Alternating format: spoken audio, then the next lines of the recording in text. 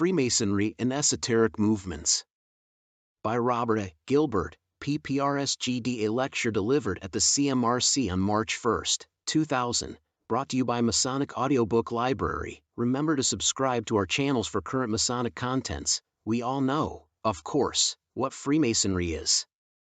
The United Grand Lodge of England, in a leaflet published by the Board of General Purposes in 1984, defines it as one of the world's oldest secular fraternal societies. A society of men concerned with spiritual values. Its members are taught its precepts by a series of ritual dramas, which follow ancient forms and use stonemasons' customs and tools as allegorical guides. The essential qualification for admission and continuing membership is a belief in a supreme being.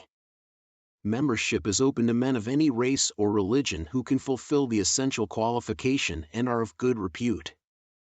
What is Freemasonry? Now this is fine as far as it goes, but we all know, or think that we know, that there is more to it than this. Does not Freemasonry have an esoteric side reserved for the elect? Are there not secret doctrines hidden within the symbolism of the ceremonies? Are not the ceremonies of initiation, passing and raising quintessential rites of passage, with the basic structure having elements in common with similar rituals of other cultures distant in both time and space? To the last question I would answer yes, but to the others I give a decided no. Freemasonry is avowedly concerned with morality.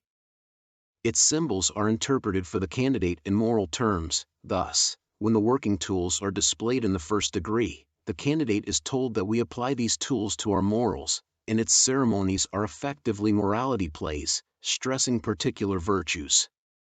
Of course, one can argue that the third degree is also a mortality play, in that the candidate is reminded of his mortality when he is raised. He is not symbolically resurrected from the dead, any more than Hiram Abiff, whose sterling qualities of courage, integrity and steadfastness the candidate is taught to emulate, is literally raised from the dead in the traditional history that is related during the course of the ceremony. Hiram Abiff is simply decently reinterred with the honor and respect due to him. But what of the tracing boards? Are there not esoteric interpretations of the symbolism in these complex visual images? Undoubtedly there are, but they are not Masonic. The explanations given in the rituals of the 3 craft degrees relate solely to the legends of those degrees and to the symbols that the candidate encounters in the course of the ceremonies. And here I fully appreciate that I have put my audience in a catch-22 situation. Not all of you are Masons, or, at least, are not recognized as such by Masons owing allegiance to United Grand Lodge of England. And thus any Mason who dissents from my opinion cannot justify his dissent without breaching his various obligations. Of course he can, and probably will, take me up on the matter in private, but he will still be wrong. It is also possible to argue that what I am discussing is the Freemasonry of 1717 and afterwards, and that the esoteric wisdom of the pre-Grand Lodge era is another matter. But is it? Nowhere in the old charges, the manuscript constitutions of Masonry that predate, for the most part, the founding of the premier Grand Lodge, do we find any trace of secret doctrines. There are obligations to maintain secrecy, there are catechisms, with explanations of the signs, tokens and words, and unsophisticated rituals of the craft degrees, but that is all. Secret teachings there are none. If it is the case that Freemasonry is simply and solely a system of moral teachings, inculcated in dramatic and catechetical form, then how has it come to be so firmly linked in the popular mind with true secret societies, and with the doctrines and practices of the myriad forms of occultism? This state of affairs has come about, or so I believe, by misunderstanding and by historical accident. Let us try to determine how. As far as we can tell, Freemasonry in its present form derives from a very loosely associated group of Masonic lodges that derived in turn, in form and structure, if not in substance, and in a manner which we only imperfectly understand, from associations of operative Masons. These Masonic bodies of the mid to late 17th century were not at all concerned with stoneworking. Their purpose seems rather to have been to practice and to promote mutual tolerance between men who, for reasons of political and religious allegiance, might otherwise have remained perpetually at a distance. I should here point out that other theories of the origin of Freemasonry have been advanced over the last 200 years. Some have argued for a derivation from ancient Egypt, others have claimed that Freemasonry descends from the Knights Templar or from the Rosicrucians, but none of those proposing these theories have offered any sound evidence, documentary or otherwise, that the identity of their members remains almost entirely unknown, and any solid proof of their ecumenical motives has yet to be found. Even so, some significant concern with tolerance in a most intolerant era seems to have been the driving force that motivated these proto-Masons. What ceremonies they observed, if any, we do not know, although given the human psycho-spiritual need for ritual it is at least possible that they sought to construct a secular substitute for the elaborate Catholic liturgy that was lost at the time of the Reformation, nor do we know what symbols they employed beyond those associated with building in general, the working tools, and with one building in particular, King Solomon's Temple. That they were all believing, Orthodox Christians seems certain. There is no evidence to the contrary, although they were probably drawn from the three major divisions of the Christian faith then to be found in this country: Anglican, or true in both doctrine and liturgical practice; Roman Catholic, defective in doctrine; and dissenting, defective in both doctrine and practice. You will rightly perceive that my qualifications reflect my own preference for true Christianity, be that as it may. This proto-Masonry did not include non-Christians. There were no Jewish brethren before 1721, and it harbored neither pantheists, nor pagans, nor atheists. And if these men engaged in philosophical speculation, then we have no record of it.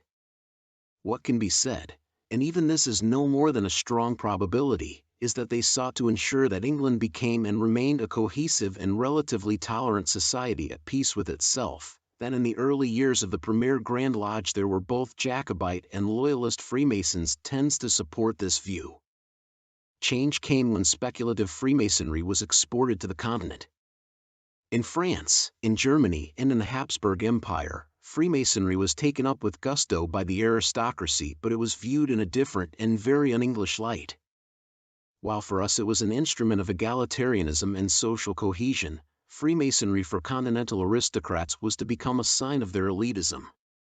Not content with simple morality plays, or with emulating artisans, these European Freemasons grafted on the ethos, legends, and presumed rituals of the old orders of chivalry. In this they had been inspired by the oration of the Chevalier Ramsay, first delivered in 1737. Ramsay maintained that Freemasonry had descended not from operative stone masons, but from knights returning from the Crusades. He did not attribute it to the Knights Templar, and he offered no hint of any esoteric doctrines. He may have hoped that this would make the order acceptable to the papacy, but if that was so then he signally failed. In 1738, after the promulgation of the anti-Masonic papal bull, In Eminenti, Ramsay's oration was publicly burned at Rome. After this event Ramsay disappeared from the Masonic scene, valuing loyalty to his church above his enthusiasm for the craft. This attribution to Freemasonry of an elite origin, and the hostility of the papacy, which had, for 100 years before, disbanded the Knights Templar and burned their Grand Master, may have led some continental Masons to look upon Freemasonry as a suitable vehicle for transmitting secret doctrines of their own devising. And given that a form of Rosicrucianism, the Brotherhood of the Golden and Rosy Cross, based upon alchemical practices, was active in Germany after 1710, it is possible that the Rosicrucian myth with its secret vault and mysterious book was grafted, in part if not in whole, upon some altered, chivalric form of Freemasonry. Altered still further, such a version of Freemasonry may lie behind the establishment in England of either or both the Royal Arch and the Royal Order of Scotland. If so, was this hybrid still justly called Freemasonry, or had it become an esoteric movement? Even if it had, its return to prosaic English society with its traditional, robust form of Freemasonry would have strangled any tender, esoteric vine it might have contained. What happened on the continent was another matter.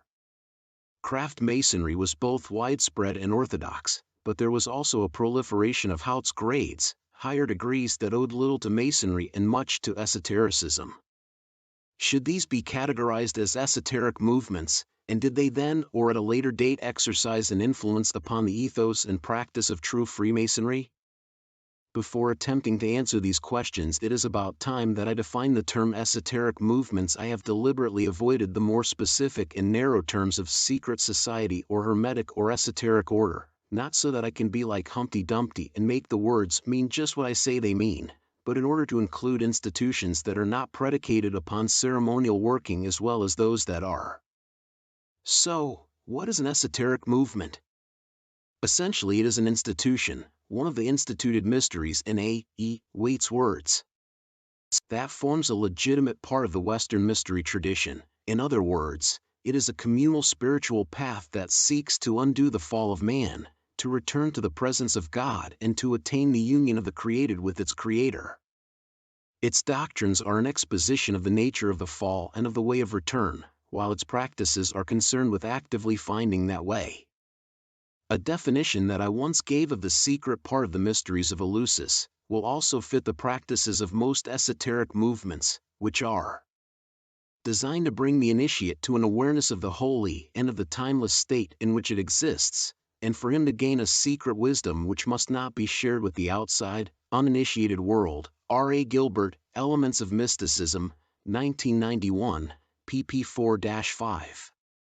One might add that such secret wisdom entailed a means of access to a gnosis, a secret knowledge that helped the initiate to understand the mechanics of the fall, however it may have been expressed mythologically, and to comprehend the relationship between the spiritual and material worlds, their distinct natures, and the correspondences that exist between them. Thus defined, esoteric movements could include such diverse institutions as the Kadhar Church of the early Middle Ages, which had doctrines and rituals reserved for its perfecti, the Rosicrucian fraternity, which may never have had any outward, objective existence before 1710, the Philadelphian Society of the late 17th century, which was not a secret society, but whose doctrines were secret by virtue of being incomprehensible to the uninitiated, and the secret, esoteric order par excellence, the Hermetic Order of the Golden Dawn. But they could not include Freemasonry. Freemasonry does not seek to dictate the faith of its members, and while it offers the hope of a future life, it does not seek a return to, or attainment of organic unity with God. Its ceremonies are designed to inculcate moral messages in the candidate, not to stimulate a numinous experience. So were the Hautgrades esoteric or Masonic? They seem to have been something of a hybrid, leaning towards Freemasonry in form and structure, and towards esotericism in substance, i.e. in their philosophical and spiritual content. Out of such hybrids some true esoteric movements were certainly born. Sigmund Richter's Gold and Rosy Cross of 1710 was reborn in 1757, with rituals clearly based on Masonic forms but with a doctrinal content that was wholly alchemical, in the sense of spiritual alchemy, and Kabbalistic. It survived until the end of the 18th century but never took root in this country. Indeed, English Masonry remained firmly prosaic throughout the quarrels, divisions and final grand union of its first 100 years. Such esoteric activity as took place in England in the 18th century was discreet and low-key. There were no obvious equivalents of the Hautgrades, no organized Rosicrucianism and no neo-Gnostic societies. Was this because Freemasonry was more congenial to the English temperament? Possibly, but Britain was also one united kingdom, without the plethora of petty principalities and multiplicity of socially stratified courtiers. For the most part only those who can afford to spend time on esoteric pursuits actually take them up, and in this country there were simply not enough educated and financially independent men and women to engage in unorthodox spiritual paths. As religious, political and social emancipation gradually progressed in the 19th century, but much faster than was the case in Europe, for all that it was gradual, so were true esoteric movements established in this country. Many of them, such as the Baymanist groups around James Pierpont Greaves and Edward N. Penny, had no ceremonial content and did not draw from Freemasonry. Even for ceremonial magicians and practical occultists such as Ebenezer Sibley and Frederick Hockley, there was no crossover between their Masonic and esoteric pursuits, and certainly no fusion of them. Not until the dead hand of the Duke of Sussex was lifted from English Freemasonry could any meaningful attempt be made to introduce the additional degrees to this country. And when they were introduced, starting with the ancient accepted rite in 1845, they remained firmly in orthodox Masonic hands and maintained a strict Masonic ethos. Only with the founding of the Masonic Rosicrucian Society, the Societas Rosicruciana in Anglia, in 1866 was there a serious attempt to unite esotericism and Freemasonry, or rather there was in 1878 after the death of the Society's founder, Robert Wentworth Little. The SRIA derived from a pre-existing Scottish society which claimed descent from a still earlier English society that apparently flourished in the 1850s and that demanded no Masonic qualification for membership, but Little had striven to make it an adjunct of a purely Masonic order, the Red Cross of Rome and Constantine. He had no great personal interest in occultism in general or Rosicrucianism in particular, any more than did his co-founder, W.J. Hughan, who was essentially an orthodox Masonic historian with no great enthusiasm for esoteric pursuits, although he did contribute papers on early Rosicrucian texts to the Society's journal, The Rosicrucian. Some early members, notably Kenneth Mackenzie and F.G. Irwin, did lean more towards occultism than to Freemasonry, but it was Little's successors in the office of Supreme Magus who brought about a real change. They, in the persons of Dr. William Woodman and William Wynne Westcott, were dedicated occultists for whom esoteric pursuits were more important than Masonic activities. Still, as its members will testify, the SRIA clearly owes much of its ritual structure to that of the Masonic ancient accepted rite. In like manner, when Westcott and Woodman, aided and abetted by Samuel Liddell Mathers, also a prominent member of the SRIA, founded the Hermetic Order of the Golden Dawn in 1888, they accomplished a fusion of elements from Freemasonry with those from more strictly esoteric orders and societies. The ceremonial structure, layout of the temple and regalia of the Golden Dawn draw heavily upon those of the Masonic Royal Arch. For example, there are very close similarities between the robes, scepters and positions in the Temple of the Three Principles in a Royal Arch chapter, and those of the Imperator, Premonstrator and Cancellarius of a Golden Dawn temple. Those familiar with both bodies will also note the parallels between the banners and the central altar of each. But in terms of ethos and teachings, the Golden Dawn was, and presumably still is, essentially esoteric. So did the fusion of two disparate types of institution work? In pragmatic terms, yes, it did, but not because there is any esoteric element in Masonry. It worked simply because the structural elements, the psychodynamics, of initiatic rituals are basically the same wherever and whenever they are worked. In any true ceremony of initiation, most, if not all, of the following elements will be present. The candidate will enter in darkness so that the unfolding ceremony brings him into light. He, or she, will undergo a numerically significant symbolic journey involving tests and trials, the ritual use of musical sound, usually the unaccompanied human voice, and the stimulation of the senses of touch, perhaps with a symbolic weapon, and smell, incense. He will give an obligation to keep secret what he has learned and undergone and to accept the responsibilities of his new situation. He is, of course, unable to divulge the essence of his inner experience of the ceremony, as that is, by its very nature, incommunicable to another. He will be entrusted with secret knowledge, both practical in the form of signs of recognition, and theoretical as he begins the process of acquiring secret wisdom. He will be welcomed into his new peer group in sacramental form, usually by sharing a sacred meal. It will be immediately apparent to Freemasons that the theoretical part of Element 4 and the whole of Element 5 are absent from Masonic rituals of initiation, unless the purely social festive board is taken to represent a shared sacred meal, a parallel difficult to justify for those with experience of Masonic dining. What, then, can be deduced from this comparison of Masonic and esoteric institutions, and quick gallop through their respective histories? We must conclude, I maintain, that they are very different animals. There are indeed clear parallels and elements possessed in common, but any organization must have a hierarchy, if only for the sake of administration. While the working of ceremonies, irrespective of their function, requires an established structure and regalia to identify those taking part. Symbols that convey new or unfamiliar concepts to the candidate in nonverbal form are the common currency of all ceremonial, whatever the message that they are designed to convey. The differences between the two are, however, more pronounced. In Freemasonry, the ceremonies are designed to convey a series of simple moral precepts, nothing more and nothing less.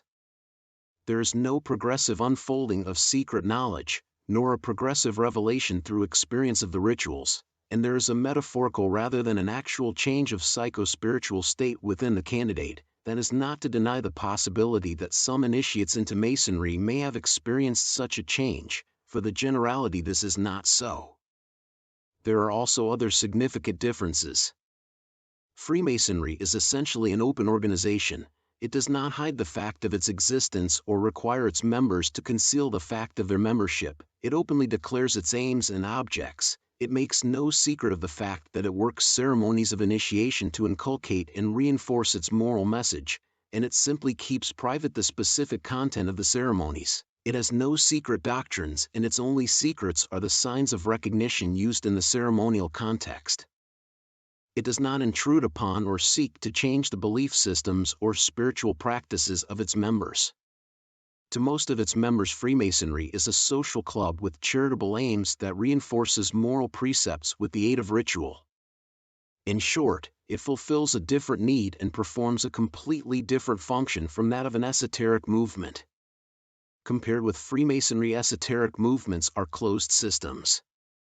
Their doctrines, practices, and membership are reserved from the outside world, and even their very existence may be kept secret. This secrecy is not for any dubious reason, but to keep private what cannot manifest except in an enclosed environment in which there can be an effective psycho-spiritual interaction of the members of the order or society in question. There is also a progressive unfolding of secret knowledge, or gnosis, which is made meaningful by way of ritual experience and the discipline of private spiritual practice, e.g. prayer, meditation, and spiritual exercises such as those laid down by St. Ignatius Loyola. In general terms, esoteric movements are illuminating, revelatory, and spiritually revolutionary, whereas Freemasonry is prosaic and representative of orthodoxy and the mores of the established social order. The question remains, can they mix? Are they compatible? Speaking from personal experience, no, they are not. It would be invidious to identify the bodies concerned. But I can emphasize the lack of compatibility between Masonic orders and esoteric movements by the following examples.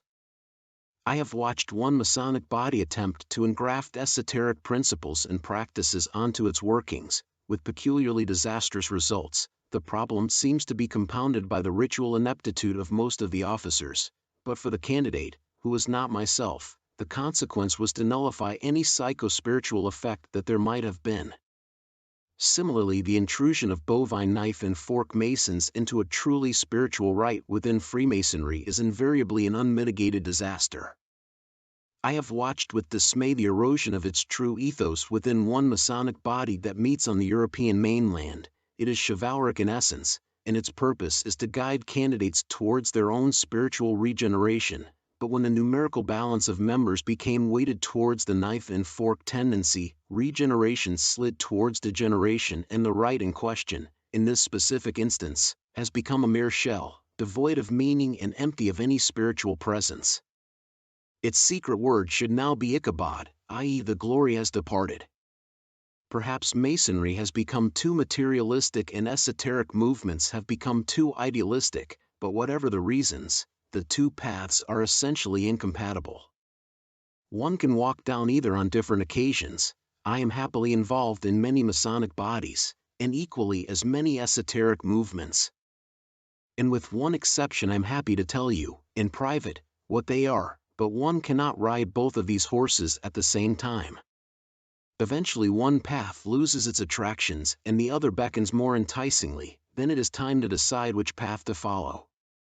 As with Lazarus and Dives in the parable, you will know the story, the consequence of a rich man being unable to pass through the gate of heaven just as his camel failed the needle's eye test. There is a great gulf fixed between the two, but which of them is epitomized by Lazarus and which by Dives, I cannot say. Or rather, diplomacy demands that I shall not. Thank you for joining us today for Esoteric Movements in Freemasonry, brought to you by Masonic Audiobook Library. Remember to subscribe. I have sworn upon the altar of God, eternal hostility against every form of tyranny over the mind of man. Brother Kwame Ajayi, Traverse City Freemasons, number 222, Michigan.